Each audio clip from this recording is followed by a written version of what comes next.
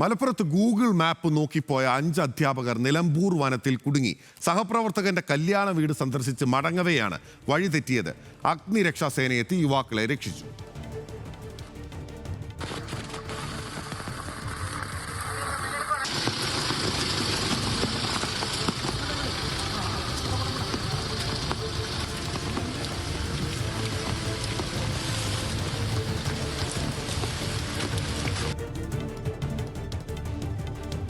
വിവരങ്ങളുമായി ശാന്തകുമാർ വെള്ളാലത്താണ് മലപ്പുറത്ത് നിന്ന് ചേരുന്നത്. ശാന്തകുമാർ, നിലമ്പൂർ വനം എന്ന് പറയുന്നത് നിബിഡമായ ഒരു വനമേഖലയാണല്ലോ. വയനാട് എല്ലാം ബന്ധപ്പെട്ട് കിടക്കുന്ന ഒരു വനമേഖലയാണല്ലോ. ഇവർ വയനാട്ടുകാരാണെന്നാണ് മനസ്സിലാക്കുന്നത്.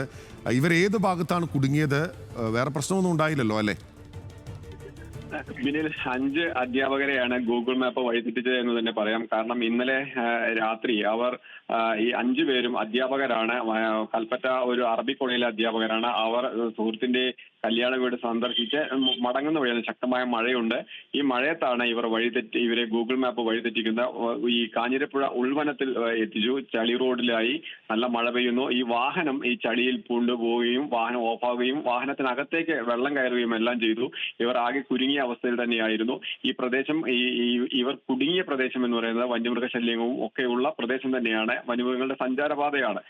അവിടെയാണ് ഈ 5 അധ്യാപകരും കുടുങ്ങിയത്. ഇവർ ഈ നിലമ്പൂർ അഗ്നിശമന സേന വിഭാഗത്തെ അറിയിക്കുകയും അവർ വേഗത്തിലെത്തി ഇവരെ രക്ഷപ്പെടുത്തുകയും ഒപ്പം തന്നെ ഇവരുടെ വാഹനം പൂണ്ടുപോയത് അവിടെ നിന്നും അവരുടെ അഗ്നിശമന സേനയുടെ വാഹനം കെട്ടിവലിച്ച് കൊണ്ടുപോകുന്ന രക്ഷപ്പെടുത്തുകയായിരുന്നു.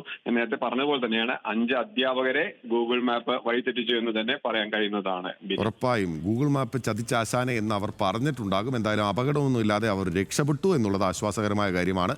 ഗൂഗിൾ മാപ്പ് മാത്രം നോക്കി സഞ്ചരിക്കുന്ന പല ആളുകളും ഉത്തർപ്രദേശിലടക്കം കഴിഞ്ഞ ദിവസങ്ങളിൽ പാലത്തിൽ നിന്ന് വീണ് മരിച്ചു. വാഹന അപകടത്തിൽപ്പെട്ട് മരണം വരെ ഉണ്ടായിട്ടുള്ള സംഭവങ്ങൾ നിരവധിയുണ്ട്. അതിൻ്റെ ഏറ്റവും ഒടുവിലത്തെ ഉദാഹരണം കൂടിയാണ്. അതുകൊണ്ട് ഗൂഗിൾ മാപ്പ് മാത്രം ആശ്രയിച്ച് അറിയാത്ത വഴിയിലൂടെ സഞ്ചരിക്കാതിരിക്കുക. ശാന്തകുമാർ വെള്ളാലത്താണ് വിവരങ്ങൾ നൽകിയത്.